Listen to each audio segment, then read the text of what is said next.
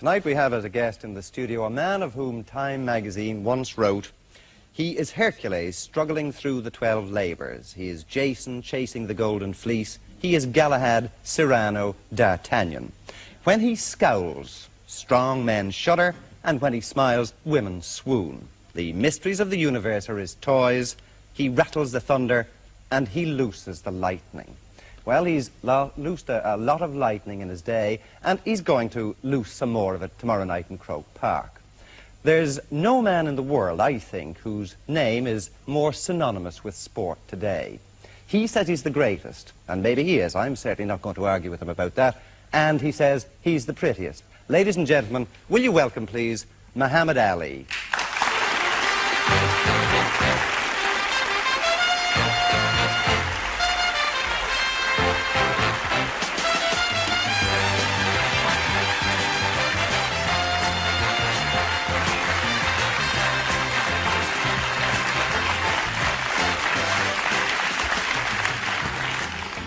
Well, do you think he is the prettiest? No. I didn't say that. I don't know how that got out. I wonder. Muhammad, you certainly look fit. Thank you. Have you been training very hard? Yes, I've been working constantly now since my last fight with Joe Frazier, fighting every other month or two.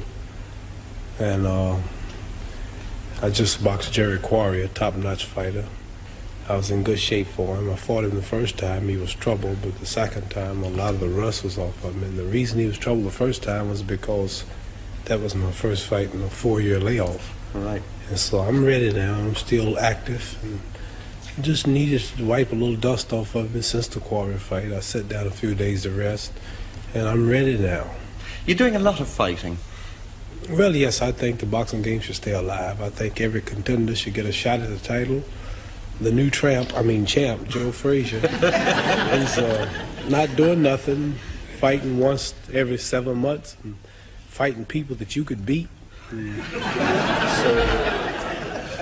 you can't fight, so... You're so right. I have to keep the game alive because I'm the true champion. How do you feel about the fight with Al Blue Lewis?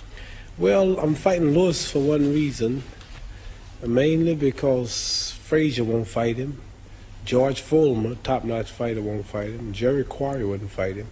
And with most boxers and managers, this is just a business, and they figure, well, they got a top contender, and he's barely on top, and they don't want to take a chance and lose unless they're paid great. And top-notch fighters fighting Blue Lewis can't receive the proper pay because he's not famous, but yet he's got a chance of beating them, and they have nothing to gain but everything to lose. So I'm fighting him because everybody else is ducking him, and he is a good fighter. Plus, it'll be kind of hard to bring a top-notch, high-ranking fighter here because the price couldn't be put up. So what sort of a chance does he have with you? 2 chances. What are they? Slim and none.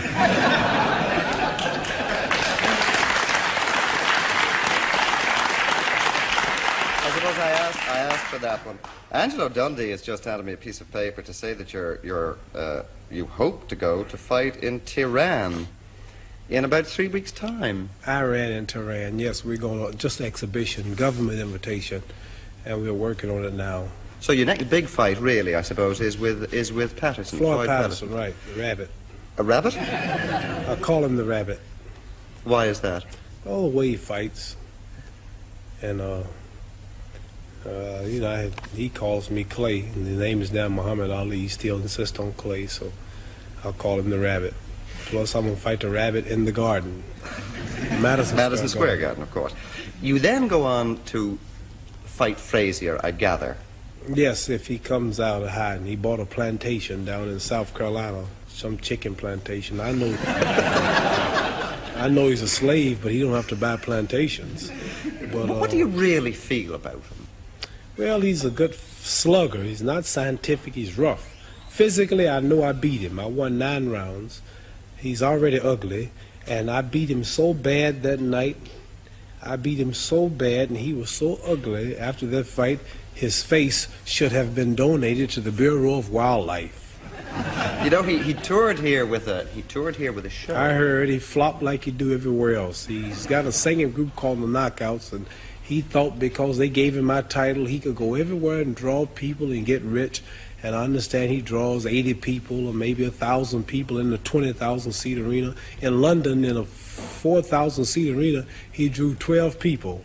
Well, he had the nerve to keep on with the show. He did a little better here. He got 87 at one, actually, and I think 1,041 at his. And I know I can beat him singing, but I don't call myself a singer. I can come here and fill every place because the people know who the real champion is. But you have been a singer, too. I mean, you had a show called Buck White, didn't you? Yes, I was in a play called Big Time Buck White, and black militant play of problems that we're having in America. The play was a flop, but I was a hit.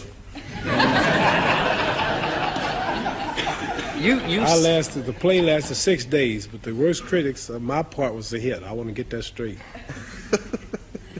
Why is it, do you think, that you draw the crowds? Of all the sportsmen in the world, that you are a great crowd drawer? Mainly personality's got a lot to do with it. A personality, like a salesman's business, depends entirely on his personality. If he's rude and unsympathetic, and then the buyer will hope that he goes away and never come back. But very often, if the salesman is good, he can make a person buy when they don't even intend to. Same with a doctor. He might be the best of doctors. He might have many patients and give them all the medicine he wants. But if his personality is not really right, then his medicine won't make him feel that good. His personality make him feel worse. But very often, a wise doctor can cure a person with word of mouth alone because they realize power of mind is needed. And a lawyer can dishearten a client on one visit if he don't have a personality of victory. Like Joe Frazier, for an example. He's the champion, they say. Number one, he don't have the personality. He can't talk. Very few boxers can get on this show and match wits with wise men like yourself. Mm. And wits is all I want to match with you. And very few fighters, if you take the camera on close up, you see my nose and my face. I'm not ugly. I'm not ugly like most fighters. They have noses like that, and their ears are like that. How you feel, champ? I'm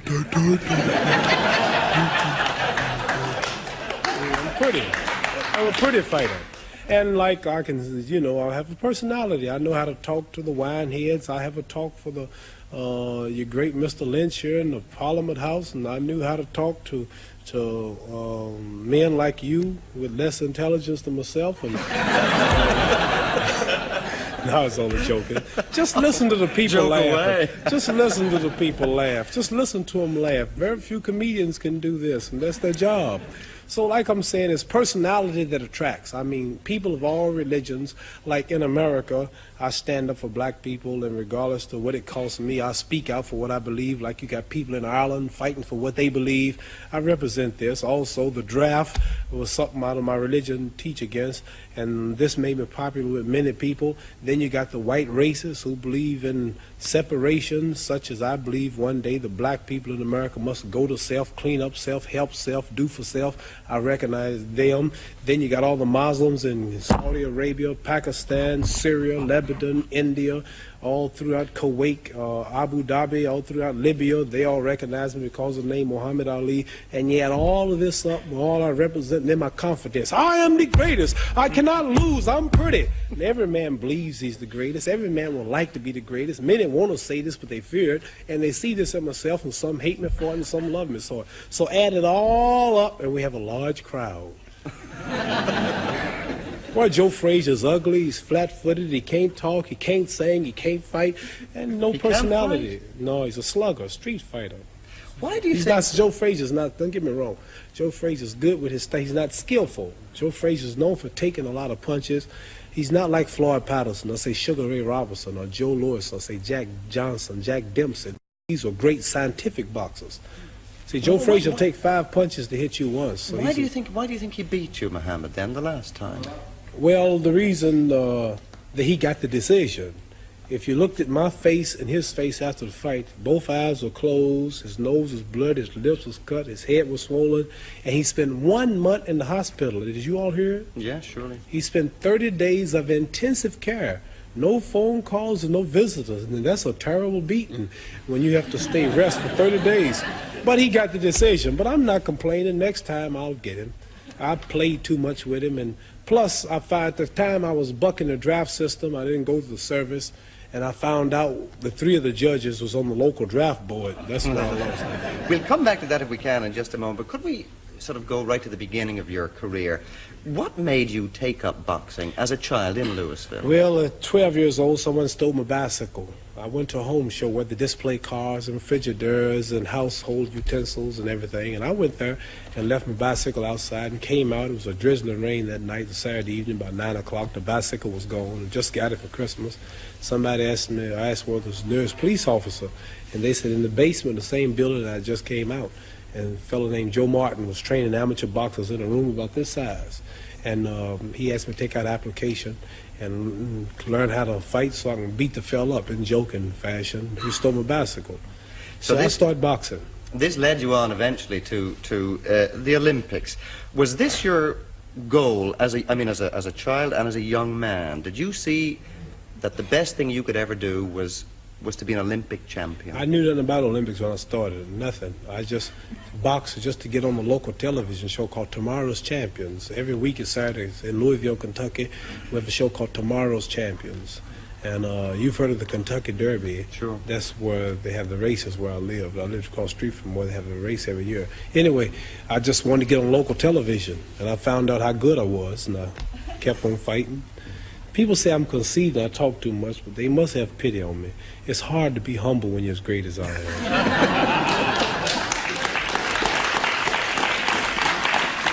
And I won the Golden Gloves, the National AAU, and the Olympics. And then after the Olympics, I had all the gold medals, but no money. So I turned professional. You told a story on one occasion about coming back from the Olympics with the medal to your own hometown. Did this make you a very big man in your own hometown? Did it completely change your life? Well, you know, made me popular for a few days, but I wanted to do something good with it.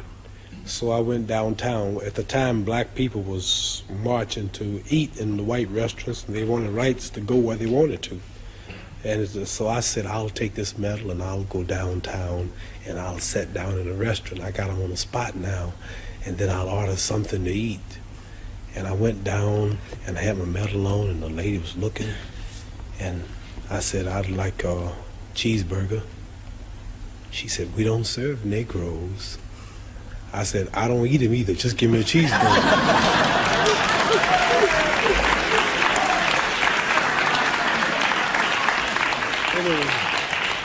How was it, Muhammad, anyway, to be a Negro boy in the South? We say black now. All right, black. I know what you're talking about. All right. Is it not the same thing? What? No, Negro. We are taught that all people are named after country. Chinese are named after China. Cubans are named after Cuba. Irish people are named after Ireland. Indonesians named after Indonesia. Japanese are named after Japan. Australians are named after Australia. But there's no country named Negroes. Mm. All right, then let me... You understand? I understand. You're not as dumb as you look. Let me rephrase. Do I look that dumb? No, it's okay. What I really mean is, did you feel that you were deprived, that you and your family and other blacks were second-class citizens? Did we feel it? We knew it. Not only second class, but about add up all the nationalities you have on earth, and then they come first. Like right now, you can come to my town, and you're more free in America than I am. Even Chinese, the Japanese, that the black people help America to fight, or even the Germans. A day after the war in Vietnam, the Viet Cong will be more of a citizen than the American Negro. So, like, we might be the 50th class citizens, 60th class, if you really break it down. If we was just second class, it'd be all right. This is something you feel very strongly about? Strongly. I know it's the truth. I live right there every day. What attracted you then to Islam in the first instance? The Muslim religion? Yes. It's the true teachings of Elijah Muhammad right there in America, and the power structure, nobody will challenge him. And the history of ourselves, the history of our true religion, our nationality, our names.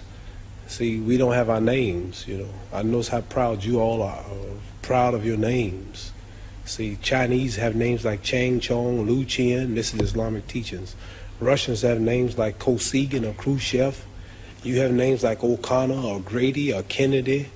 And Africans had names like Lumumba and Nkrumah. And Jews got names like Weinstein and Goldberg. And Italians got names like Dundee and Benvenuti and Marciano. But we have names like Grady and Clay and Hawkins and Smith and Jones and Johnson, but we are black. These are the slave names. Yeah, This is when the I heard this, I knew it was the truth. It's history. So Muhammad Ali is a beautiful black name of our ancestors. So when I heard this, I just had to walk out of the church and Christianity because they never taught us our true knowledge. Then they told me how we were brainwashed in America. We see Jesus, he's white with blonde hair and blue eyes. We see the Lord's Supper, all white people. We see the angels in heaven, all white people. And we look at Miss Universe, a white woman, Miss America, a white woman, Miss World, a white woman. Even Tarzan, the king of the jungles in Africa, he was white.